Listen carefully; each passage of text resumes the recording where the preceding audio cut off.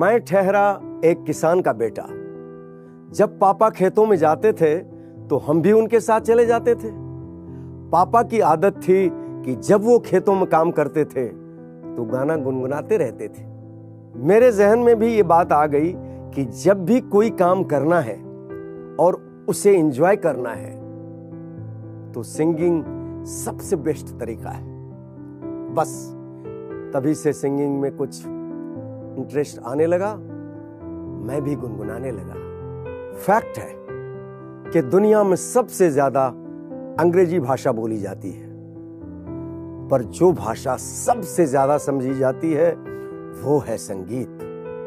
क्योंकि सुर तब भी जादू दिखाते हैं जब शब्द कम पड़ जाते हैं। म्यूजिक हर जगह मौजूद है। This world is the biggest museum. मेरे लिए म्यूजिक का मतलब है लाइफ, और लाइफ का मतलब है म्यूजिक। क्योंकि हार्ट में भी बीट होती है। 7-8 साल का था तब रेडियो पे गाने सुनने का चस्का लगा और मेरी आवाज भी रेडियो पर आए उसके सपने देखने लगा।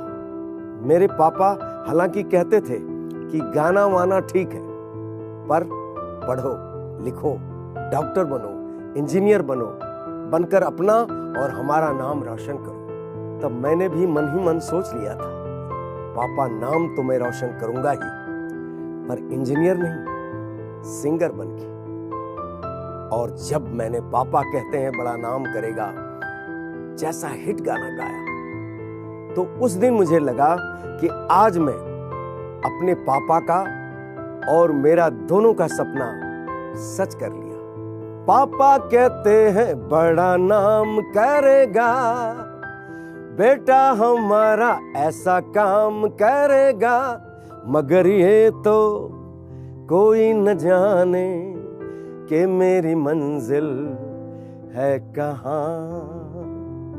मेरे लिए संगीत हमेशा से मेरा गुरु रहा है, बल्कि मेरा मानना है कि इस दुनिया का हर इंसान, चाहे वो सिंगर हो या कोई और, हम सभी की जिंदगी में म्यूजिक एक टीचर की भूमिका निभाता है। सबने सीखने की शुरुआत म्यूजिक से ही की है। उदाहरण के तौर पे जब कोई बच्चा पहली बार स्कूल जाता है तो टीचर उसको ABCD और पोएम याद कराने के लिए एक लय का इस्तेमाल करते हैं। जैसे nursery poem Johnny Johnny yes papa को अगर टीचर सिर्फ पढ़कर सिखाए तो बच्चे को ये पोएम इतनी जल्दी याद ना हो, पर जब कोई भी म्यूजिक पोएम को टीचर गाकर सुनाती है तो वो पोएम झट से बच्चों को याद हो जाती है।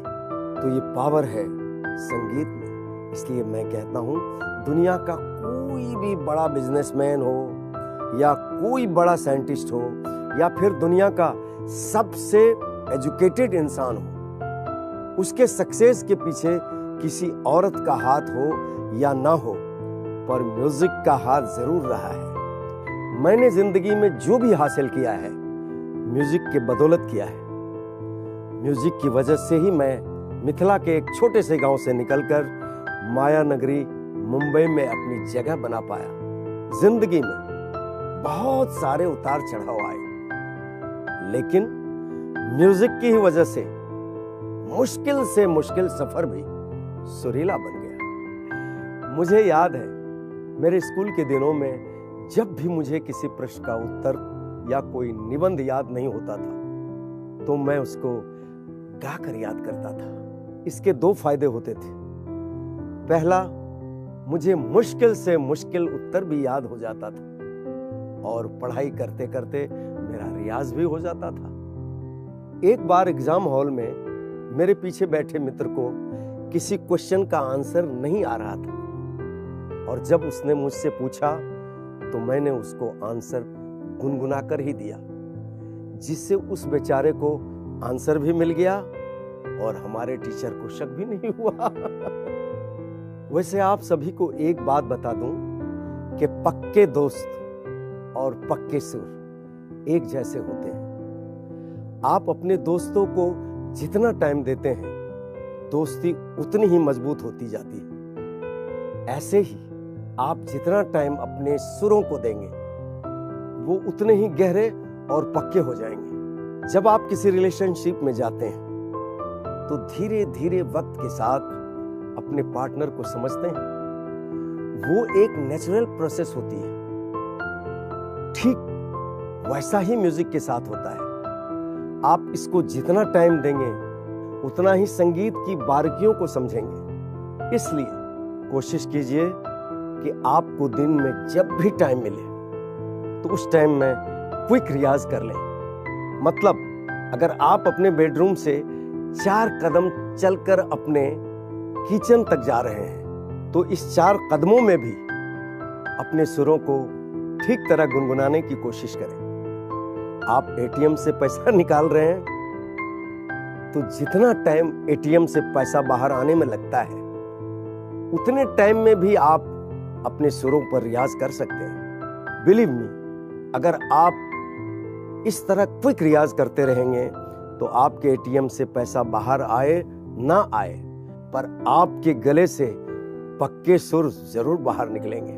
खेतों से जब मैं अपने पिताजी के साथ घर वापस आता था तो मेरी माँ मुझसे कहती थी, गाना गाओ, गुनगुनाओ, क्योंकि मेरी माँ बहुत अच्छा गाती हैं और उन्हीं के आशीर्वाद से, उन्हीं के प्रेरणा से मैं सिंगर बना हूं।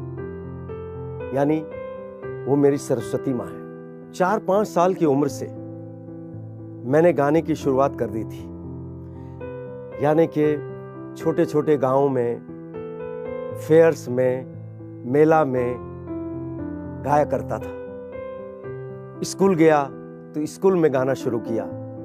फिर कॉलेज में एंट्री की, वहाँ कोई टीचर नहीं आते थे तो सब दोस्त मेरे बोलते थे गाना हो जाए, तो वहाँ शुरू हो जाता था। यानी कि रास्ते चलते चलते भी लोग बोलते थे कि एक गाना हो जाए, तो मैं गाना स्टार्ट कर देता था।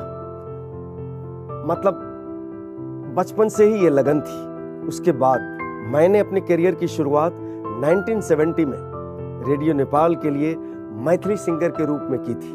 वहाँ मुझे इंडियन एम्बेसी की तरफ से म्यूजिक स्कॉलरशिप मिली और 1978 में क्लासिकल म्यूजिक सीखने मैं मुंबई आ गया। आजकल टेक्नोलॉजी की वजह से बहुत सी चीजें आसान हो गई हैं, पर मेरे टाइम पे संगीत के लिए अच्छा गुरु और अच्छा काम पाने के लिए स्टूडियोज के पते ढूंढना बहुत मुश्किल था। पर मेरा मानना है कि जिस तरह एक अच्छी किताब आपको पॉजिटिविटी देके जाती है, वैसे ही संगीत आपको सकारात्मक बनाता है, मोटिवेट करता है। मैं संगीत सीखने के लिए, यानी कि क्लासिकल संगीत सीखने के लिए भारतीय विद्या भवन मुंबई आया और वहाँ 5-6 साल मैंने भारतीय विद्या भवन में क्लासिकल की ट्रेनिंग ली। मेरे गुरु थे पंडित दिनकर कैकेनी जी और कई गुरु थे जिनके साथ मैं वहाँ सीखता था। उदित नारायण झा से सिंगर उदित नारायण बनने का सफर मेरे लिए भी काफी मुश्किल था। मैं मुंबई में जब दिन भर स्टूडियो का पता निकालकर वहां के चक्कर लगाकर थक जाता था, तब मन उदास हो जाता था और कभी कभी वापस घर लौटने का ख्याल भी आता था। कई बार तो ऐसा हुआ कि दिन भर रिजेक्शन मिलने के बाद जब मैं शाम को किसी चाय की दुकान पर खड़ा होकर चाय पीते हुए गुनगुनाता था तो वहां आसपास खड़े लोग मेरे गाने की तारीफ करते थे और इस तरह मेरा संगीत मुझे फिर से हौसला दे जाता था। इसीलिए मेरा मानना है कि आप एक अच्छे कलाकार तभी बन सकते हो जब लाइफ में सैकड़ों रिजेक्शन मिलने के बाद भी आप अपने संगीत को ना छोड़ो, क्योंकि दवाएं अक्सर बाहरी जख्म को भर देती है, पर संगीत एक ऐसी दवा है जो आपके अंदर के गहरे से गहरे जख्म को भी ठीक कर जाता है। हाँ, तो मैं बोल रहा था कि जब मैं मुंबई के रिकॉर्डिंग स्टूडियो के चक्कर लगा रहा था, तब पैसे बचाने के लिए हर दिन 10-15 किलोमीटर पैदल चलता था और पैदल चलते चलते भी रियाज करता था और इसको वॉकिंग ट्रेनिंग कहता था। इस वॉकिंग ट्रेनिंग का फायदा ये होता था कि मुझे 10-15 किलोमीटर की दूरी भी पता नहीं चलती थी और जब स्टूडियो ओनर या म्यूजिक डायरेक्टर को गाना सुनाता था, गला भी एकदम रेडी टू सिंग रहता था।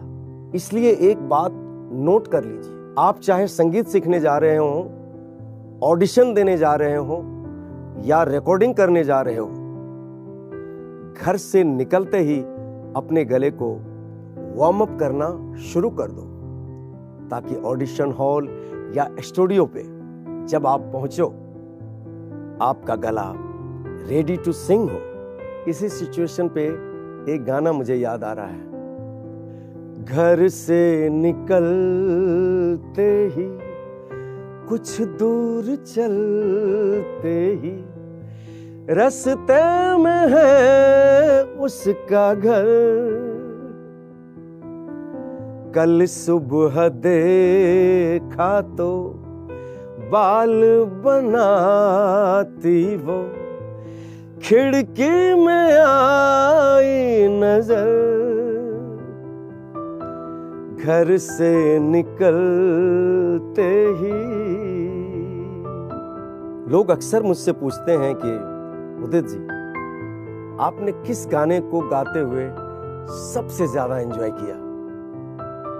मेरा जवाब होता है हर गाने को। गाना कोई भी हो, जब तक आप उसको गाते हुए एंजॉय नहीं करेंगे तब तक लिसनर को उस गाने को सुनने में मजा नहीं आएगा।